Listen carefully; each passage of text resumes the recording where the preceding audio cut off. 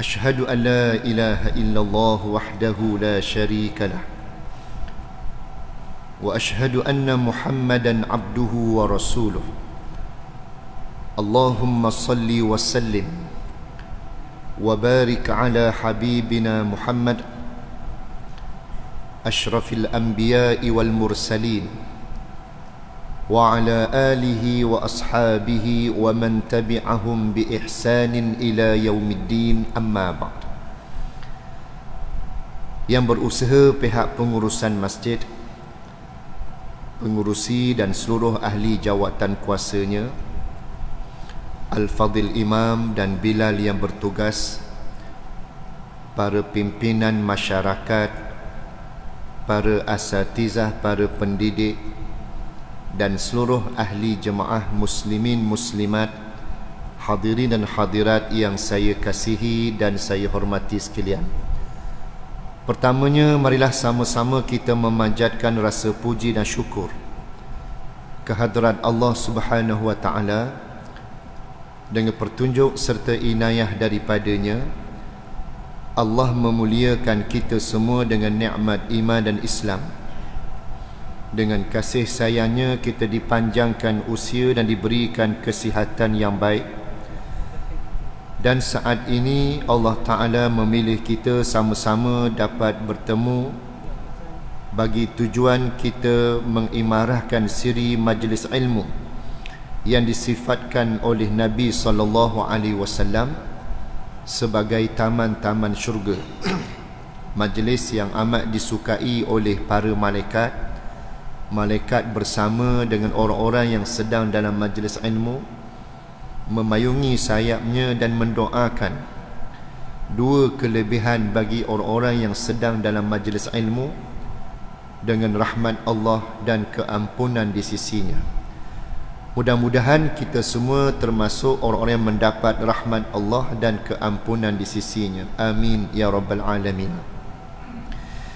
InsyaAllah pada malam ini kita meneruskan siri pengajian berkitab kita, iaitulah kitab 40 hadis peristiwa akhir zaman, yang mana kita akan masuk pada hadis yang ke-29 yang membicarakan tajuk kelebihan beribadat di saat-saat huru-hara.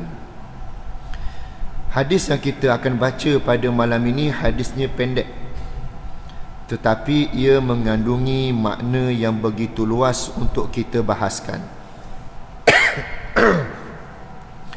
An Ma'qil bin Yasar radhiyallahu anhu an an-nabiy sallallahu alaihi wasallam qala: al-ibadatu fil harji kahijratin ilayya.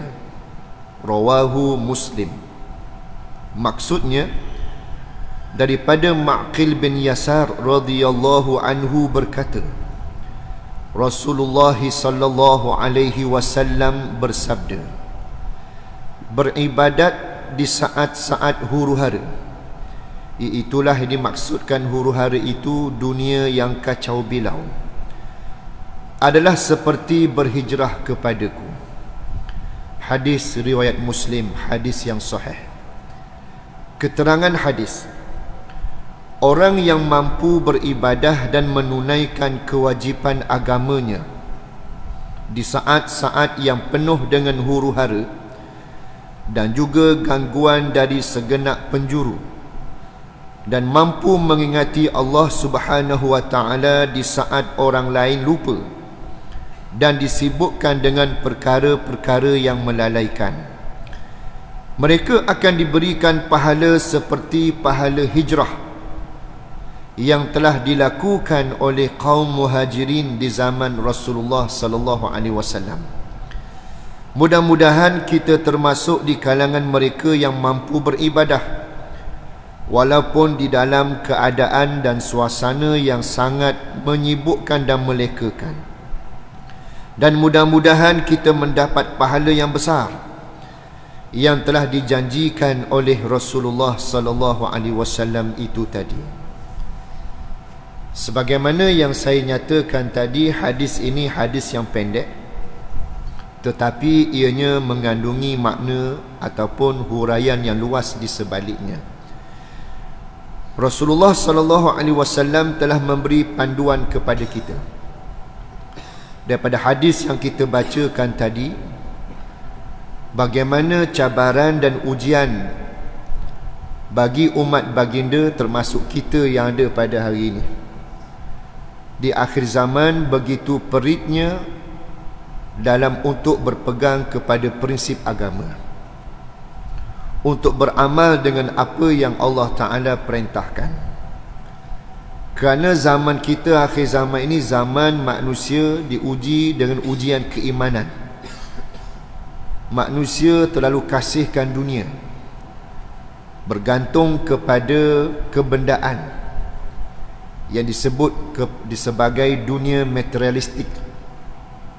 Manusia tidak lagi bergantung sepenuhnya kepada Allah Subhanahu wa Ta'ala. Mereka lebih percaya dan yakin kepada teori dan logik akal berbanding kepada aspek keimanan yang menjadi tuntutan untuk kita umat akhir zaman ataupun umat Islam, umat Nabi SAW. Sebab itulah mereka yang berjaya berpegang teguh dengan prinsip Islam dan kebenarannya, mereka akan berada pada kedudukan yang Allah Ta'ala isytiharkan pada ayat dalam surah Al-Imran, kuntum khaira ummatin ukhrijat linnas ta'muruna bil ma'ruf wa tanhauna 'anil munkar wa tu'minuna billah. Kamu adalah sebaik-baik umat yang dijadikan Allah, mengajak dan menyeru manusia kepada yang baik dan mencegah manusia daripada melakukan kemungkaran, dan kamu beriman kepada Allah Subhanahu wa Ta'ala. Ayat ini diturunkan pujian Allah khusus kepada generasi awal umat Islam. Mereka di kalangan para sahabat radhiyallahu anhum, di saat mereka sebelum kedatangan Nabi dan kerasulan Nabi SAW, mereka hidup dalam keadaan kegelapan, hidup dengan rukun jahiliah. Mereka berbunuhan, menumpahkan darah sesama mereka. Mereka minum arak, mabuk. Mereka berzina, mereka berjudi, menindas golongan yang lemah. Itulah keadaan mereka sebelum kedatangan Nabi SAW. Apabila diutuskan Nabi SAW, mereka dibangunkan pada sudut nilai modal insan dengan suntikan wahyu yang Allah Ta'ala turunkan yang dinamakan Al-Quranul Karim. Syahrul Ramadan allazi unzila fihi al-Quran hudan linnas wa bayyinatin minal huda wal furqan. Bulan Ramadan diturunkan padanya Al-Quran yang menjadi petunjuk bagi kehidupan manusia. Padanya keterangan mengenai petunjuk dan keterangan yang membezakan di antara yang benar dan yang salah. Melalui Al-Quranlah manusia dibina pada sudut nilai modal insan yang disebut dengan manhaj Rabbani, disuntik dengan nilai-nilai kerohanian yang membawa kepada keimanan, bercirikan golongan yang bertuhankan Allah Ta'ala, sehingga talian hayat manusia itu secara langsung berhubung dengan Allah, sehingga mereka adanya apa disebut sebagai taqwa. Masyarakat yang patuh dan setia, memenuhi nilai-nilai kemanusiaan melalui panduan petunjuk Allah Ta'ala tadi. Yang halal dihalalkan, yang haram diharamkan, yang membawa kebaikan dan manfaat diusahakan, yang membawa kemudaratan dijauhkan. Maka itulah sifat generasi awal umat Islam yang berjaya dibina oleh Nabi SAW. sehingga Allah puji dengan kehebatan iman yang ada pada mereka. Prestasi yang diterjemahkan oleh mereka itu dengan Allah puji, kuntum khaira ummatin, kamu adalah sebaik-baik umat. Daripada situlah menjadi ukuran dan panduan tuntutan kepada generasi yang selepasnya, termasuk kita yang ada pada hari ini. Dalam memenuhi kedudukan tersebut, kita tidak akan sunyi daripada ujian dan cabaran, atau disebut sebagai zaman fitnah, sebagaimana yang kita bicarakan pada hadis yang pendek ini. Nabi telah menyatakan bagaimana di akhir zaman, bila sebut beribadah pada zaman kita ini, di saat-saat huru-hara, seperti mereka itu berhijrah, pahalanya seperti berhijrah bersama macam orang-orang muhajirin yang meninggalkan bumi Mekah pergi ke Madinah. Besarnya kedudukan mereka para sahabat apabila berhijrah daripada Mekah ke Madinah. Kita perlu menyelami di sebalik kenapa berlakunya hijrah itu. Adalah bertujuan untuk meletakkan dan menjayakan misi melunaskan tanggungjawab khalifah Allah. Apa itu khalifah? Ulama menghuraikan khalifah itu ialah iqamatuddin wa siyasatud dunya bih, menegakkan dan meninggikan agama Allah mengatasi segala-galanya. Erti kata lain, wajib meletakkan Islam itu berdaulat memayungi kehidupan manusia. Wajib dalam meletakkan kehidupan itu mengikut SOP yang digariskan oleh Allah. Itu maksud dia, tanggungjawab khalifah. Maka sebab itulah Nabi SAW berhijrah, dan para sahabat sanggup mengikut Nabi berhijrah sama ke Madinah, yang mana proses berkait dalam berhijrah itu terpaksa meninggalkan tanah air, tempat tumpah darah dia.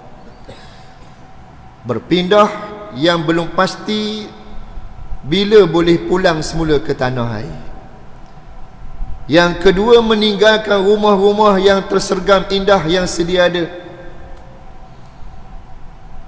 meninggalkan ladang-ladang pertanian yang sedia ada, meninggalkan gedung-gedung perniagaan yang sedia ada, meninggalkan sanak saudara, kaum kerabat yang ada, pergi ke Madinah dalam keadaan belum ada lagi jaminan oleh Nabi akan sesuatu kebaikan-kebaikan pada sudut duniawinya. Contoh, Nabi tak pernah janji siapa yang ikut berhijrah Nabi dia beli rumah selok seorang, sutir seorang. Tak ada, Nabi tak pernah janji. Di kalangan mereka sahabat muhajirin yang ikut bersama hijrah dengan Nabi ke Madinah, boleh gedung-gedung perniagaan. Tak ada, Nabi tak pernah janji. Siapa yang ikut Nabi berhijrah ke Madinah boleh pangkat, boleh jawatan. Nabi tak pernah beri janji yang demikian. Kesemuanya itu ditempuhi oleh mereka para sahabat di kalangan orang-orang Mekah yang bergelar muhajirin adalah berteraskan keimanan dan ketakwaan mereka, yang meyakini akan janji Allah dan janji Rasulnya,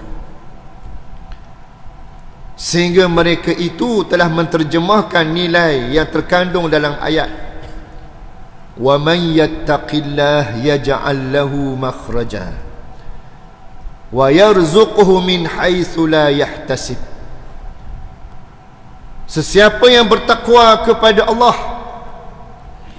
Allah akan buka jalan keluar bagi dia. Dimaksudkan bertakwa kepada Allah di sini jugalah apabila melunaskan ketaatan, menegakkan perintah-perintah Allah walaupun terpaksa berhadapan dengan kesulitan dan kepayahan. halangan dan rintangan, namun Allah akan beri jalan keluar. Allah beri jaminan. Janji Allah janji yang benar, nak dibandingkan dengan janji manusia, janji yang banyak dicapati, bukan janji yang ditepati. Janji Allah pasti benar, cuma lambat cepat je. Dan begitulah Allah Ta'ala menyebut wa yarzuquhu min haitsu la yahtasib, akan direzekikan kepadanya tanpa disangka-sangka rezeki itu akan datang, akan diperolehinya. Apabila berhijrah nisbah para muhajirin, mereka tinggal ladang-ladang pertanian yang mereka ada, meninggalkan ladang-ladang ternak yang mereka ada, meninggalkan gedung-gedung perniagaan yang mereka ada. Sampai di Madinah, tak tahu tengah tepi nak makan apa, tapi di atas iman, takwa dan yakinnya dengan janji Allah dan khabar Allah kepada mereka. Lalu mereka sampai di sana, dok seka-seka rezeki ada. Ikut logik, ikut teori, tak ada kenal seorang orang dino, tak tahu tanah tumpah darah sana, sudah pasti gelak gambar kabur macam mana keadaan bila sampai di Madinah. Di sinilah peranan iman, takwa kepada Allah Ta'ala dalam melakukan sesuatu kewajipan yang telah ditetapkan Allah Ta'ala, yang tak boleh diukur kepada logik akal dan keinginan nafsu, yang mesti diturut kepada kepercayaan yang penuh di atas apa yang dikhabarkan dan dijanjikan Allah Ta'ala. Inilah yang menjadikan nilai yang mahal kepada orang-orang muhajirin. Sebab itulah Allah Ta'ala puji khusus orang-orang yang berhijrah bersama Nabi. Innal ladzina amanu wal ladzina hajaru wa jahadu fi sabilillah ulaika yarjuna rahmatallah wallahu ghafurur rahim. Sesungguhnya orang-orang yang beriman, orang-orang yang berhijrah, dan orang-orang yang berjihad pada jalan Allah, mereka itulah orang-orang yang mendapat rahmat Allah yang luas dalam kehidupan mereka. Sesungguhnya Allah itu Maha Pengampun lagi Maha Pengasihan. Itulah mahalnya kedudukan orang-orang yang berhijrah kerana Allah dan Rasul, yang menggambarkan diri mereka orang-orang yang benar-benar bertakwa, sehingga Allah tidak sia-siakan ketakwaan yang dicapai dan diterjemahkan oleh mereka. Contoh bagaimana kisah Abdul Rahman bin Auf. Apabila dia berhijrah ke Madinah, dia seorang yang kaya raya, ada gedung perniagaan. Apabila dia nak berhijrah ke Madinah, dia tinggal belaka semua yang dia ada. Gedung-gedung perniagaan, bukan kios, gedung-gedung. Kios ni tepi jalan tu je, petok kecil tu kios. Ni gedung-gedung perniagaan yang dah dikira stabil perniagaan dia, yang sudah banyak hubungan dagangan dia dengan pelanggan-pelanggan dia, tapi dia sanggup tinggalkan semua itu. Kenapa? Takwa. Takutkan Allah, patuh perintah Allah, cintakan Allah dan cintakan Rasul. Bila tiba di Madinah, tak tahu tengah tepi, tak tahu jaminan apa, tapi dia yakin Allah akan beri jalan keluar, Allah akan beri rezeki pada dia. Perkara inilah yang sudah hilang pada umat akhir zaman. Zaman kita, terutamanya yang kita hadapi pada hari ini. Manusia lebih yakin dan bertuhankan kebendaan. Mereka para sahabat Di zaman gelap, daripada ada banyak Tuhan, bertukar kepada satu Tuhan, yakni Allah.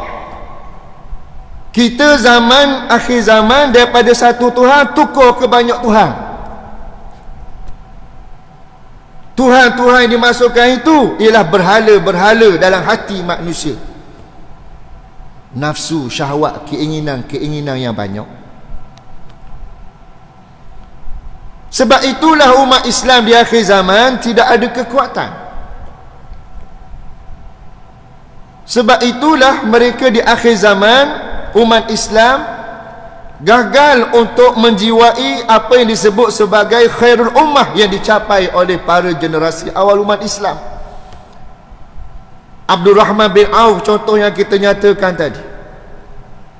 Bila sampai di Madinah, tak seka Allah Ta'ala telah mengaturkan kehidupan yang hebat untuk dia.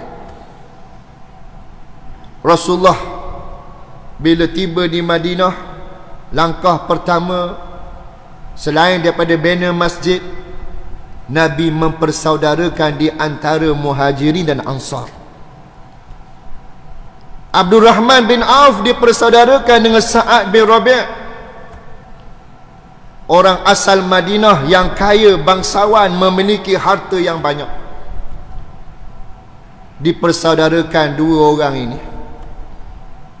Sa'ad bin Rabi' siap tawa lagi, aku ada tanaman ladang yang luas, aku boleh berimu separuh. Aku ada bini ramah, mu pilih hak mana semua nak, aku cerai dia. Bukan aku cerai dulu, mu ambil kahwin. Mu pilih dulu baru aku cerai. Boleh nak cari orang gitu lah ni. Balik awal kita. Tak makna. Nak kabarnya bila mana dibina pertemuan dua orang insan atas dasar iman, atas dasar agama, atas dasar kepatuhan dan ketaatan perintah Allah dan Rasul. Begitu lazat dan manisnya nilai itu yang dicapai oleh mereka. Saling ada maruah dan kemuliaan. Hak ni orang Ansar, Sa'ad bin Rabi', dia tawa dengan penuh jujur, ikhlas, tanpa ada kepentingan, tanpa ada sesuatu agenda di sebalik hak dibuat itu, melainkan menterjemahkan nikmat keimanan dan ketakwaan yang dicapainya. Abdul Rahman bin Auf pula bila ditawarkan semua perkara-perkara tadi, dia tidak bersifat mengambil peluang dan kesempatan. Bukan jenis pucuk dicerita ulang mendatang, bukan begitu. Dia siap boleh khabar, barakallahu laka ya akhi Sa'ad, semoga Allah memberkati ke atas kamu wahai saudaraku Sa'ad. Wa barakallahu fi malika, dan juga semoga Allah memberkati hartamu. Aku tidak mahu semua itu tunjukkan aku di mana pasar. Maknanya begitu kaya nilai modal insan di antara Muhajirin dan Ansar pada waktu itu. Sebab itulah Allah angkat darjat mereka pada kedudukan yang tinggi. Mereka kaya dengan nilai keimanan yang menterjemahkan nilai modal insan. Sebab itu Allah puji mereka, kuntum khaira ummatin ukhrijat linnas ta'muruna bil ma'ruf wa tanhauna 'anil munkar. Kamu adalah sebaik-baik umat yang dijadikan Allah mengajak dan menyeru manusia kepada yang baik dan mencegah manusia daripada melakukan kemungkaran.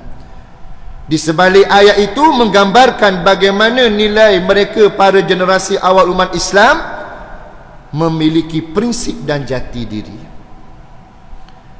Dan disokong lagi pada ayat 143 surah Al-Baqarah, wa kadzalika ja'alnakum ummatan wasatan litakunu syuhada'a 'alan nas.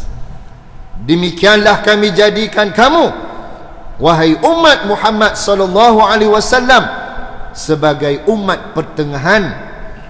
Erti kata lain, golongan manusia yang mampu menterjemahkan keseimbangan tuntutan dunia dan akhirat sehingga menjadi persaksian, atau erti kata lain mampu menjadi contoh dan role model kepada mereka yang melihat, lalu tengok comel dan indahnya hidup berpegang teguh dengan Islam, wahyu Al-Quran yang Allah Ta'ala turunkan. Wa yakuna ar-rasulu 'alaikum syahida, dan Rasulullah menjadi saksi di atas apa yang telah dilakukan oleh mereka pada generasi awal umat Islam itu, dan juga kepada generasi yang selepasnya yang menyusuli dan meneruskan legasi itu, termasuk kita pada hari. Bila kita baca satu persatu kronologi kisah para sahabat yang dibina, yang dibentuk oleh Rasulullah ini, rentetan daripada perbuatan gerak kerja hijrah mereka itu, kita dapat melihat bukti kehebatan dan kemuliaan dan ketinggian yang dicapai oleh mereka. Sebab itulah Nabi mengaitkan dan meletakkan satu perumpamaan nisbah untuk kita di akhir zaman ini.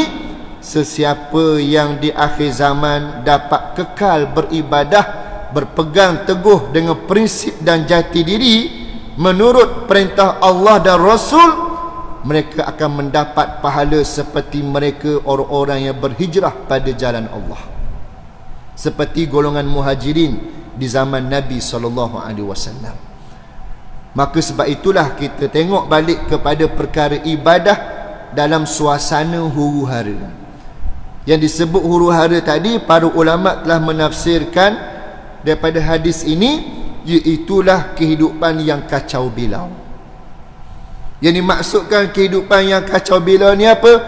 Apabila kita buat satu contoh perbandingan, kalau kereta lari alignment ataupun GPS lari setting, kita nak pergi Tah Johor, dia bawa kita Pah Melaka, lagi setting lah tu. Maka bila lagi setting tu, tak sampai ke matlamat lah, tak capai kepada destinasi yang dituju. Maka itu dimaksudkan huru-hara pada hadis ini. Beribadah di waktu huru-hara, maknanya nak beramal dengan Islam di saat ramai manusia yang sudah tidak lagi yakin dengan Islam sebagai jalan penyelesaian. Di saat manusia tidak lagi yakin Islam sebagai sebaik-baik jalan pimpinan, mereka lebih percaya dengan acuan-acuan yang telah dibina oleh mereka yang tidak lagi bertuhankan Allah, sebaliknya bertuhankan kepada Tuhan-Tuhan yang banyak. Itu nafsu-nafsu keinginan yang banyak tadi. Termasuklah di zaman kita ini terkesan rentetan daripada kejatuhan Empayar Turki Osmaniyah, yang pernah dan seringkali saya sebut pada siri-siri kuliah yang sebelum ini. Kejatuhan Empayar Turki Osmaniyah telah menyebabkan dunia umat Islam seluruhnya mengalami proses huru-hara ataupun suasana huru-hara yang dimaksudkan oleh Nabi SAW. Pada tahun 1924 bermulanya kejatuhan Empayar Turki Osmaniyah, maka disitulah berlakunya apa yang disebut sebagai episod huru-hara. Umat Islam dijajah secara fizikal. Masuknya kuasa-kuasa asing dalam negara-negara wilayah umat Islam. Orang Islam di Afrika dijajah oleh Perancis. Orang Islam di Asia dijajah oleh British, termasuk negara kita. Orang Islam di Indonesia dijajah oleh Belanda. Orang Islam di Timur Tengah dijajah oleh Itali dan yang seangkatan dengannya. Dan begitulah wilayah-wilayah orang Islam yang sebelum ini di bawah Empayar Turki Osmaniyah diratah dan dimamah oleh kuasa-kuasa asing. Berlakulah huru-hara kehidupan orang Islam kerana kuasa-kuasa asing mereka masuk ke negara-negara umat Islam dua matlamat utama. Yang pertama ialah dasar missionary, penyebaran diayah agama yang menyeleweng seperti Kristian. Yang kedua ialah untuk mengambil khazanah-khazanah yang bernilai, hasil mahsul bumi orang Islam. Kalau kita melihat sejarah negara kita sendiri, Selat Melaka, zaman Kesultanan Melayu Melaka tahun 1400, berdaulat dengan Gah, dengan Selat Melaka. Kedudukannya segitiga emas, perairan dagangan yang begitu membawa kepada keuntungan. Sebab itulah pada tahun 1511 Portugis masuk ke Melaka. Sedangkan 1400 tahun 1400 Melaka Gah di bawah Empayar Turki Osmaniyah. Nampak? Dia punya kedudukan bila mana kehidupan orang Islam bernaung dan dipayungi dengan undang-undang dan juga pemerintahan Islam. Bumi diberkati Allah. Allah sendiri sebut, walau anna ahlal qura amanu wattaqau lafatahna alaihim barakatin minas samai wal ard. Sekiranya penduduk satu negeri itu beriman dan bertakwa kepada Allah, nescaya Allah akan bukakan pintu-pintu keberkatan dari langit dan bumi kepada mereka. Sebab itulah negara-negara umat Islam kaya dengan hasil bumi. Di Afrika kaya dengan galian, berlian antaranya. Tapi boleh kepada Perancis, nama boleh ke dia berlian. Padahal punca hasil daripada mana? Tanah orang Afrika. Sama juga dengan kita. Bumi kita Asia ini kaya dengan hasil masuk emas, peraknya. Ujung kat masa British masuk, penjajah masuk, dok temu emas hitam lagi. Petroleum, emas hitam. Kalau dia declare boleh ke dia belaka. Aku erek ke dia belaka. Kita pula fikir selapis tengok, oh bagus dia buka kawasan, wak jalan kereta api, wak retak. Wak kerana orang Melayu kita baik sungguhlah, saka baik. Padahal kawan tu wak retak, wak jabatan, wak rel kereta api, nak aku hasil masuk negara kita. Tapi nak tak ada arah, wak kerana baik dah lalu, betul bendu. Tak? Oh kepok kepala bekok notong pun senyum lagi. Teratuk beberapa kali bekok benjo pun senyum lagi. Terang-terang salah pun nak bela lagi. Tak erti lah kita. Kena tulah apa tak tahu kita ni dah. Agama ni sempurna dah sampai kita. Tapi wak puluh mata juga apa tak tahu. Salah siapa tak tahu. Mereka dan keluarga mereka. Tak logik. Nah. Pasal di sini kaitannya dengan petunjuk. Hidayatut taufiq. Hak kita minta sokmo dengan Allah Ta'ala hari-hari tu. Ihdinas siratal mustaqim. Tunjukkanlah kami jalan yang lurus. Apa tujuan? Jalan yang lurus itulah yang kita sedia maklum, allazina an'amta alaihim. Mereka orang-orang yang telah diberikan nikmat ke atas mereka. Siapakah mereka itu? Minan nabiyyin, kalangan nabi-nabi, was-siddiqin, kalangan orang-orang yang benar, wasyuhada, kalangan orang-orang yang syahid dalam memperjuangkan kebenaran, wassalihin, kalangan orang-orang yang saleh, yang istiqamah dengan ketaatannya akan perintah-perintah Allah. Mereka itulah orang-orang yang mendapat kebaikan-kebaikan yang banyak dalam kehidupan mereka. Hak inilah nikmat petunjuk. Hidayatul taufiq, mendapat bimbingan jalan yang lurus. Namun apabila kedudukan negara-negara umat Islam dibelenggu dengan siri penjajahan, bukan hanya yang bersifat fizikal, ia sekaligus telah membawa kepada siri penjajahan pemikiran. Penjajahan pemikiran yang sehingga merosakkan kepercayaan dan keyakinan terhadap agama Allah Subhanahu wa taala. Lalu menjadilah orang-orang Islam dalam keadaan hidup mereka huru-hara. Apabila apa yang Allah Ta'ala haramkan, mereka sudah mula berani halalkan. Bila Allah Ta'ala halalkan, ada yang mereka mempertikaikan.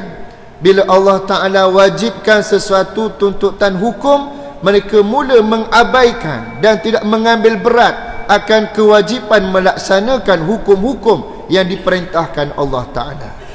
Maka disitulah yang menjadi sabit kepada apa yang dimaksudkan oleh Nabi SAW, huru-hara di akhir zaman.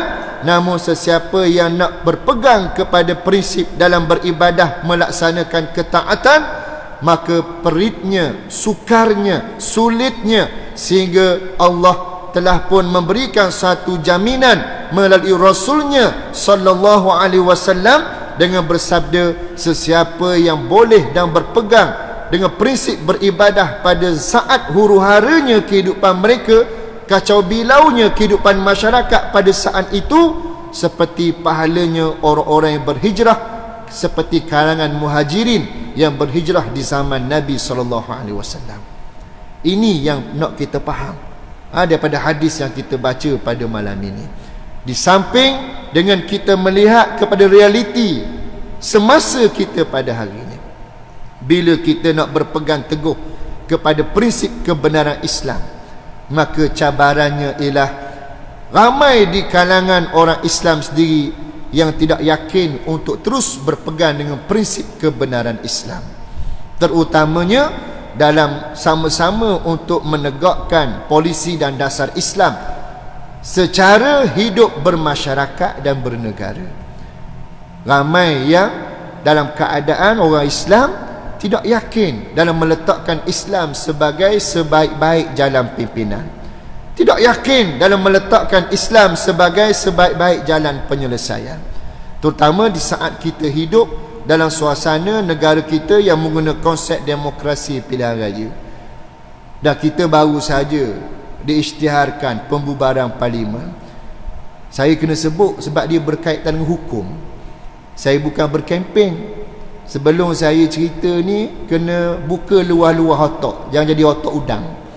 Buka minda, buka dada, berlapang dada, kita bercakap secara teori tuntutan hukum dan konsep kenegaraan. Dia kena pegang situ. Jangan tutup minda. Sebab ada orang kita, dia letak politik suku, agama suku, akhir dia 3 suku. Kena faham boleh.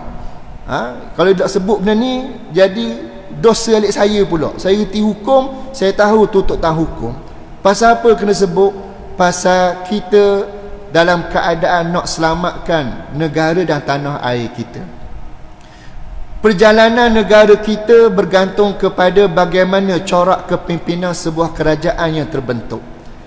Kalau kerajaan yang terbentuk itu dipimpin oleh mereka yang bergelar pemimpin yang tidak ada ruh agama, yang tidak reti mengambil perjalanan apa itu takwa menjadi hitungan dalam kehidupan mereka, halal haram tak diambil sebagai hitungan dan bicara serta sifir kehidupan mereka, maka kita akan menuju kepada kehancuran. Kehancurannya termasuklah murka Allah apabila perkara-perkara yang Allah haramkan tidak diharamkan dalam kehidupan bermasyarakat dan bernegara. Contoh yang pernah dan sering kali saya sebut, bila arak bertebaran, tidak ada usaha kesungguhan untuk mengharamkannya. Ianya satu mungkar dan dosa yang kita sama-sama tanggung. Apabila judi bertebaran dalam masyarakat, dan sekarang lagi canggih judi, tak ada dah beratur kedai toto, spot toto, pakaikan pelakat balik abu dan tapukan, tak ada dah. Ni online belaka, tak tahu buat judi macam mana, tapi operasi berjalan on, lancar je. Namun kalau semuanya itu berleluasa, tidak ada usaha kesungguhan nak mencegah dan mengharamkannya, kita sama-sama tanggung dosa. Dosa senyumlah, dosa kata saya tak terlibat ustaz, kita pakoh je 2 kali 5 je, bersekongkol namanya. Tak, kena sebut. Saya tak sebut nama parti, tak sebut nama bendera, tak sebut warna apa. Kena sebut kaedah hukum. Ini kena faham. Biar otak terbuka kita ni. Lama dah beku. Jadi penjajah belaka otak kita ni. Biar kita buang jajahan yang membelenggu dalam pemikiran kita. Kita nak ubah negara kita, nak menuju kepada wawasan akhirat, bukan wawasan dunia. Kita nak seimbang dunia dan akhirat dalam memenuhi ayat ummatan wasata yang saya bacakan tadi. Ini huraian ulama tafsir, bukannya saya reka-reka. Kita ni bukanlah orang yang suka mereka-reka, bahkan haram ke atas orang agama bercakap tidak ada sandaran dalilnya. Mesti bercakap mengikut sandaran dalil. Jadi sebab itu bila Nabi sebut pada hadis yang kita bicara ini, di akhir zaman huru-hara dalam keadaan manusia tak yakin nak jadikan Islam sebagai sebaik-baik jalan penyelesaian. Namun kalau kita hari ini bangkit berjihad, menunaikan ibadah kita, termasuk ibadah ini kita tegakkan agama Allah berdaulat sebagai sebuah kuasa pemerintahan, maka besarnya pahala kita seperti orang yang berhijrah di zaman Nabi SAW. Itu yang kita nak faham. Interrelated topik yang kita bicarakan ini, perkaitan dan pertaliannya dengan topik kita bicarakan ini kena faham. Kita belajar bukan sekadar wak sedap telinga, kita belajar nak disusuli dengan praktis tindakan dan perbuatan. Sebab kita buat janji dengan Allah Ta'ala hari-hari depan Allah 5 kali sehari.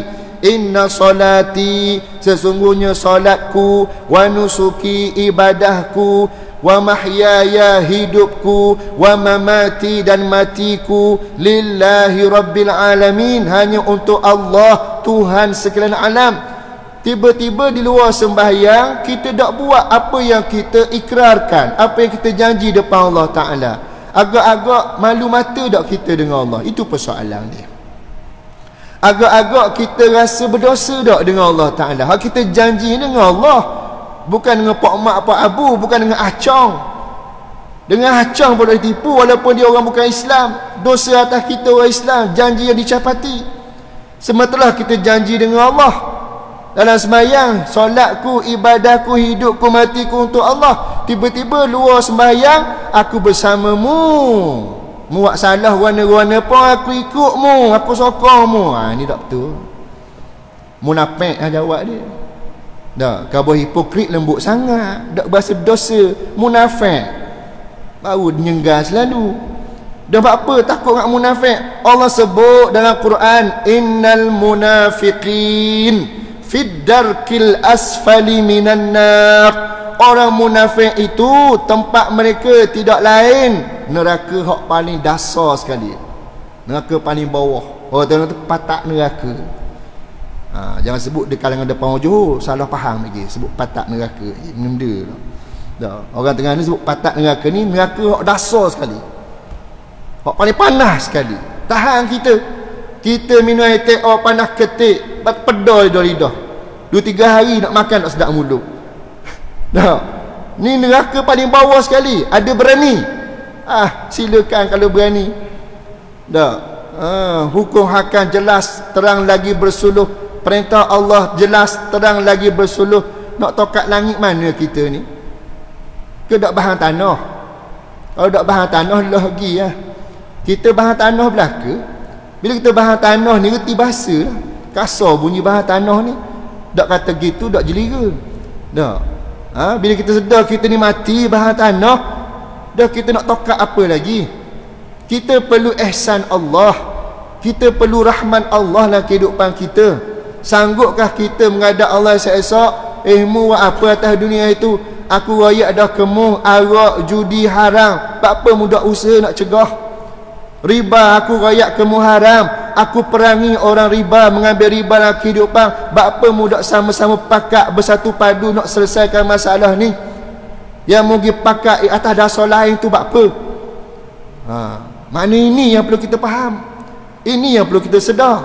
Barulah kita hidup akan mendapat dan mencapai rahmat Allah, keberkatan daripada Allah.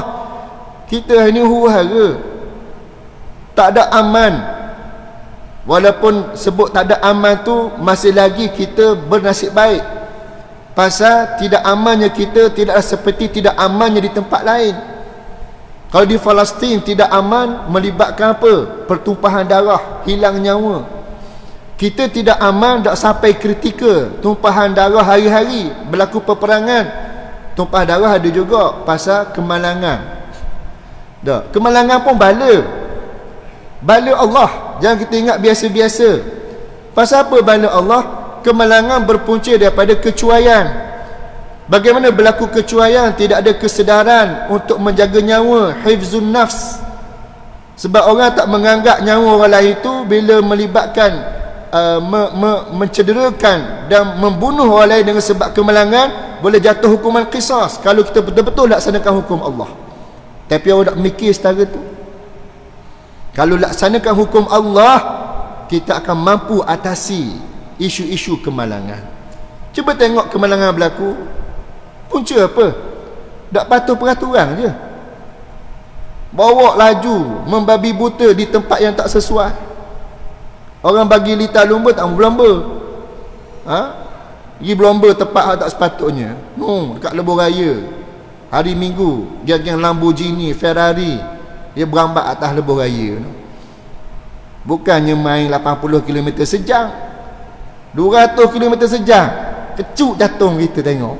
Makna kata dah dia berlomba, laju dia tu tak berisiko pada orang, berisiko pada orang.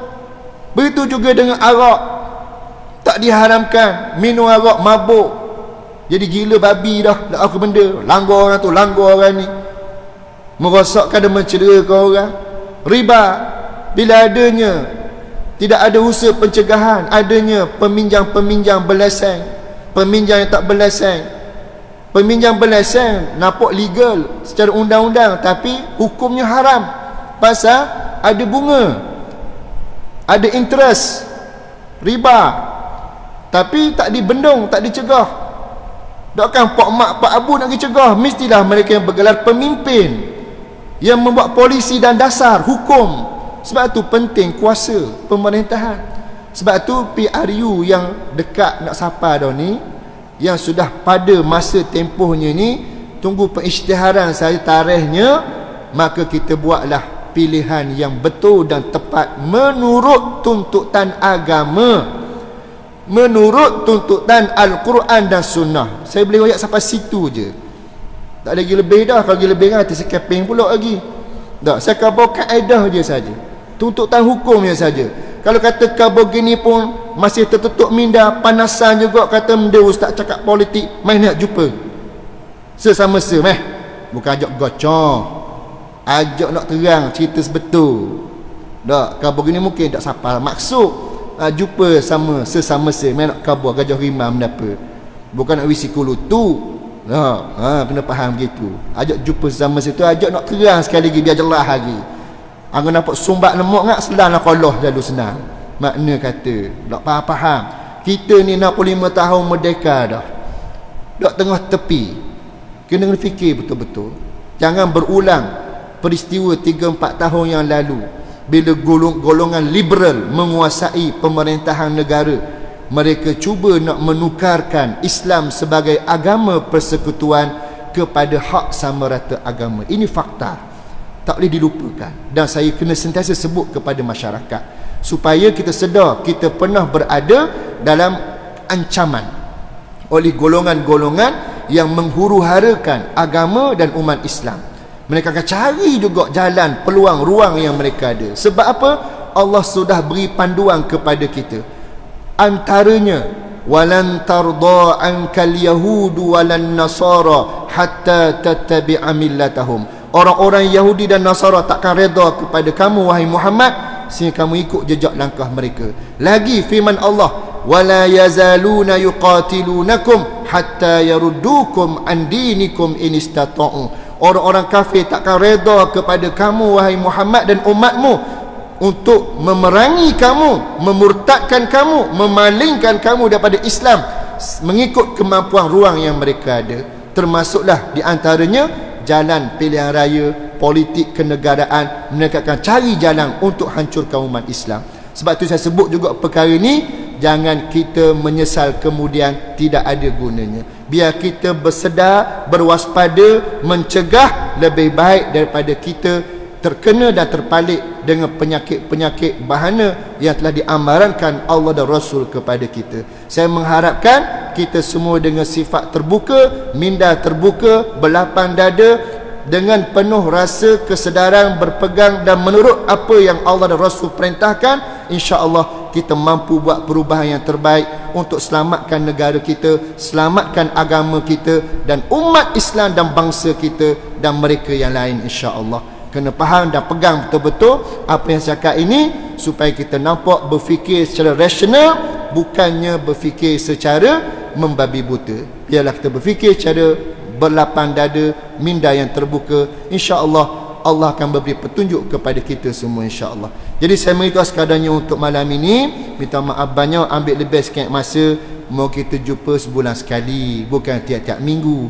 Kalau tiap-tiap minggu on time. Kalau sebulan sekali, harapnya consideration lah, pertimbangan, dilajokkan sedikit. Itu pun dah lebih, dah 8.20 baru, dah 8.30 awal lagi, dah makna kata. Jadi mudah-mudahan Allah Ta'ala memberi kefahaman yang kepada kita, keimanan yang mantap kepada kita, untuk kita mencari jalan menuju ke syurga Allah Subhanahu wa Ta'ala. Makilah sekadarnya daripada saya. Wallahu alam. Yang baik itu datang daripada Allah, dan yang kurang itu atas kelemahan diri saya sendiri. Aqulu qawli hadza wa astaghfirullahal azim li wa lakum. Assalamualaikum warahmatullahi wabarakatuh.